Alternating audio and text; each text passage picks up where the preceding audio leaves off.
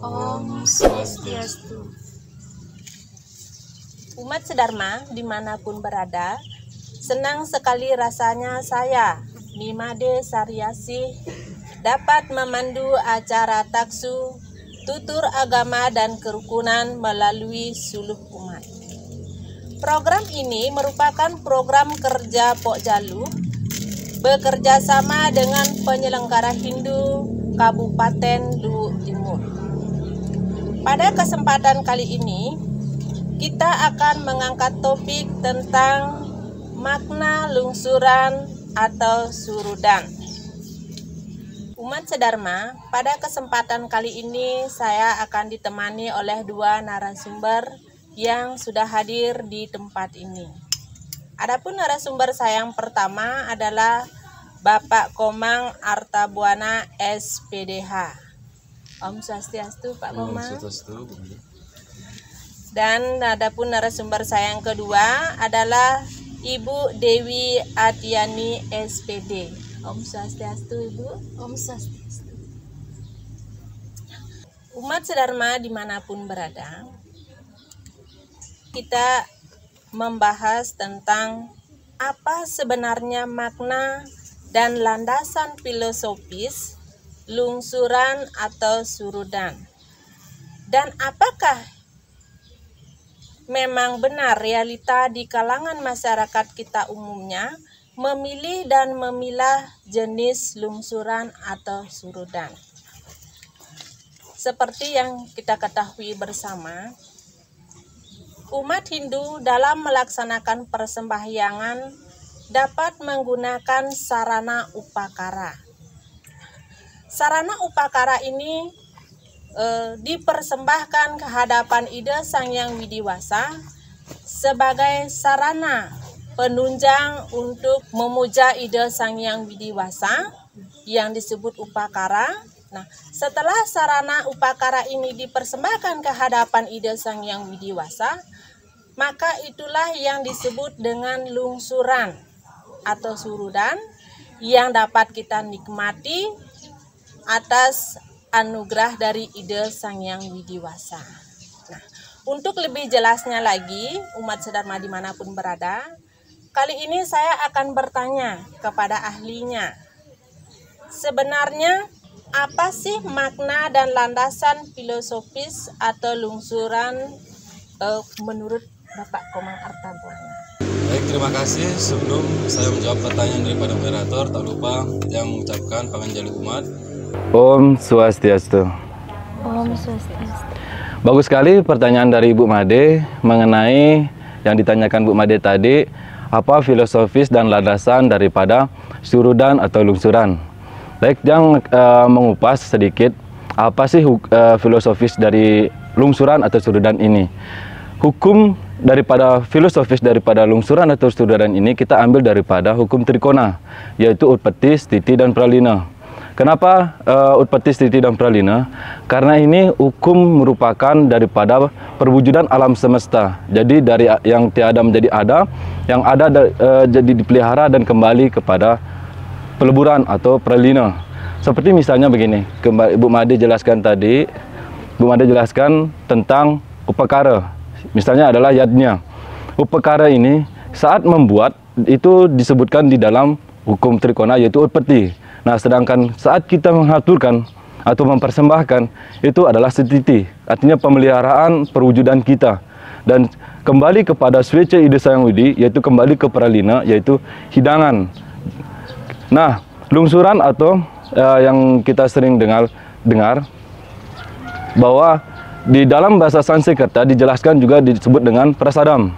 Prasadam ini Bapak Ibu Mas Dharma dimanapun Anda berada, bahwa dijelaskan bahwa makanan suci yang habis dipersembahkan atau dikorbankan. Nah, hal inilah yang menjadi filosofis ajaran kita, mengapa lungsuran surudan ini merupakan suatu konsep alam semesta, utpati, penciptaan, stiti pemeliharaan, dan pralina peleburan.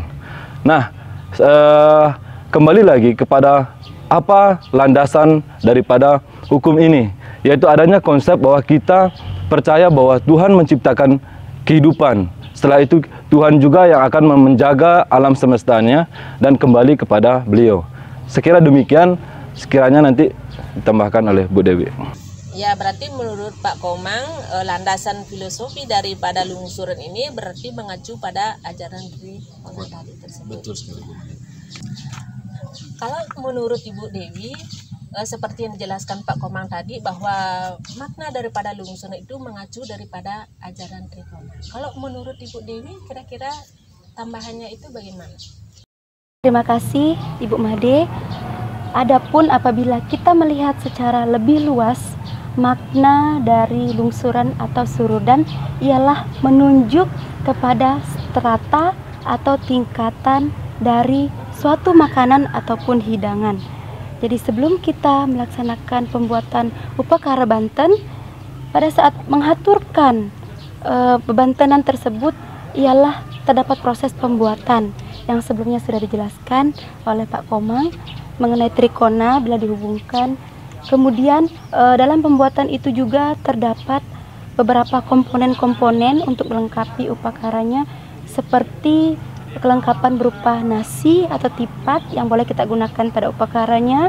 Kemudian bisa menggunakan daging atau ikan, bisa juga menggunakan buah dan dilengkapi dengan jajanan. Nah, proses pembuatan inilah yang ketika dikaitkan dengan Trikona akan mengarahkan kita kepada proses pembuatan dari lungsuran itu. Setelah dihaturkan, maka bebantenan itulah yang kita sebut sebagai lungsuran atau surudan, yang merupakan anugerah dari Ida Sang Hyang Widi Wasa yang wajib kita nikmati sebagai persembahan yang tulus ikhlas.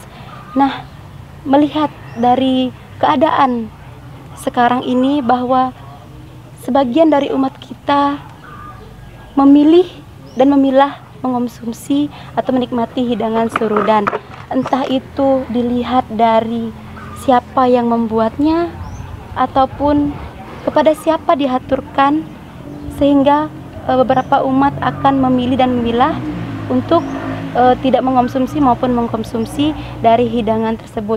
Dan apabila kita mengaitkan dengan hukum Trikona ini, seharusnya kita bisa menikmati lungsuran sebagai anugerah dari Ida Sang Hyang Widi Wasa.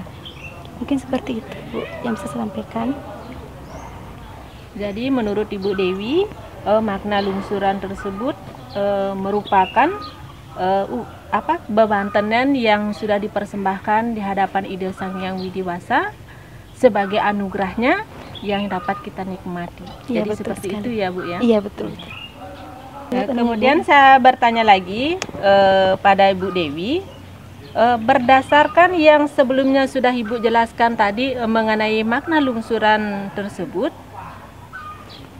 bahwa realita di kalangan masyarakat kita umumnya memilih dan memilah lungsuran. Nah, kira-kira apakah memang harus begitu atau seperti apa? Lebih jelasnya silakan Ibu Dewi. Baik, terima kasih.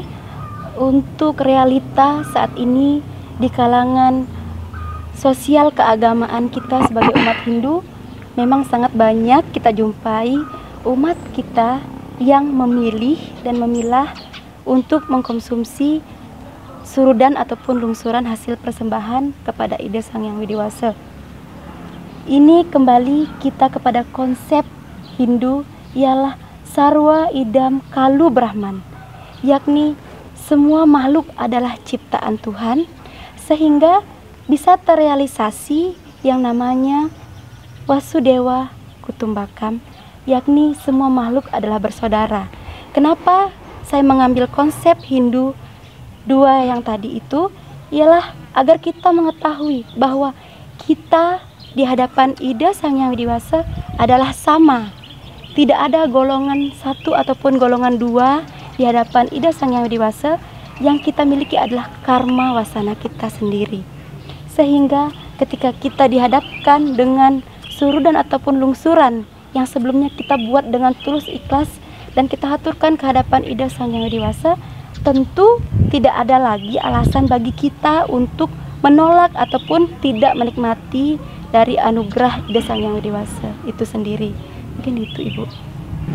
Jadi menurut Ibu Dewi bahwa sebenarnya tidak ada ya alasan bahwa ini tidak boleh dinikmati, itu yang boleh. Jadi pada umumnya karena semua itu dibuat berdasarkan ketulusan ikhlas dan dipersembahkan kepada para dewa atau Sang Hyang Widi, jadi tentunya semua kalangan seharusnya bisa menikmati seperti itu ya Bu ya. Iya, betul. Nah, kemudian kalau menurut Bapak Komang, kira-kira ada enggak dasarnya bahwa hal tersebut masyarakat itu dia bisa memilih yang ini boleh yang ini tidak? Kalau menurut Pak Komang kira-kira bagaimana?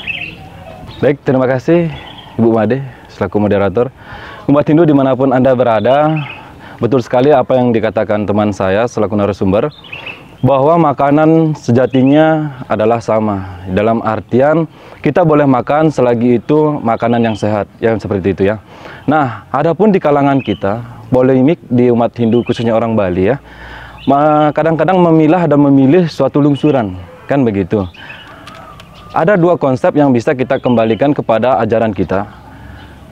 Kepada siapa makan itu diaturkan. Misalnya seperti ini.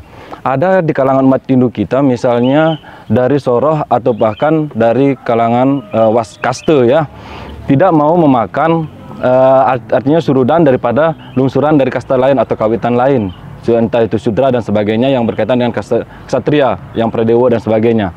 Hal itulah yang menganggap di kalangan kita banyak keliru.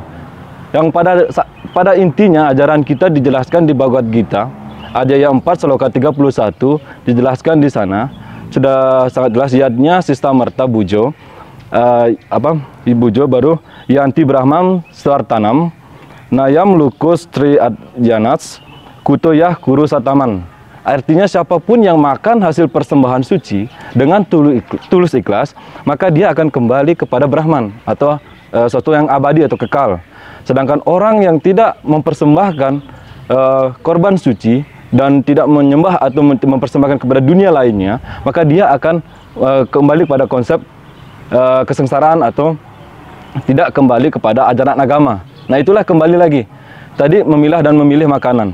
Ada satu hal konsep kedua tentang caru. Ada di kalangan kita yang menggelintir pemahaman caru niki. Ada yang mengatakan caru adalah proses persembahan kepada buta kala. Jadinya banyak di kalangan kita, kalau ada lungsuran tidak usah dimakan, dibuang saja telur dan sebagainya. Padahal pemahaman itu keliru. Bahwa konsep caru yang kita kenal di dalam agama Hindu Bali, bahwa memuja ide Sang Hyang Widi Wasta agar menetralisir atau menyeimbangkan alam semesta. Alam semesta itu siapa? Ada namanya alam para dewa, ada alam manusia dan alam buta. Caru. Jadi tidak ada dikatakan caru itu hasilnya tidak boleh dimakan. Karena persembahan kepada Tuhan adalah prasadam atau makanan suci yang disembahkan dengan tulus ikhlas.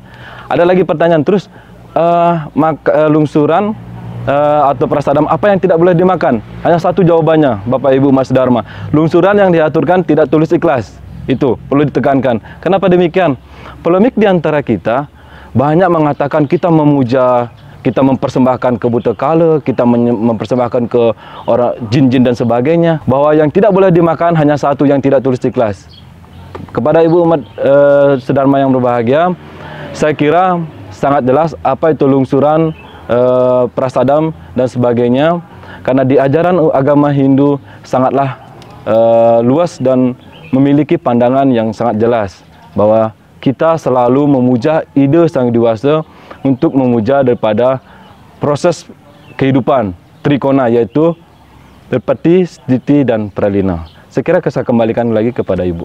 Jadi umat sadharma dimanapun berada, sangat jelas sekali yang sudah dijelaskan oleh dua narasumber saya ini, bahwa lungsuran itu sangat pantas dan boleh untuk dinikmati karena kita membuatnya berdasarkan ketulusan ikhlas dan kita mempersembahkannya juga berdasarkan ketulusan ikhlas ke hadapan ide Sang Hyang Widi Wasta. Jadi tidak ada lagi kata bahwa tidak boleh dinikmati. Jadi itu sangat boleh dinikmati karena itu merupakan anugerah daripada ide Sang Hyang Widi Wasta.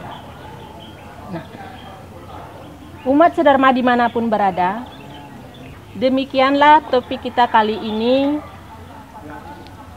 Semoga apa yang kita persembahkan pada hari ini dapat bermanfaat untuk umat sedharma dimanapun berada. Dan terima kasih banyak kepada Bapak Parisade Desa Taripa beserta jajaran pengurus Pura Agung Amertasari yang sudah menyediakan tempat untuk terselenggaranya program Taksu hari ini. Dan saya Nimade Saryasi dan seluruh tim yang bertugas pamit undur diri.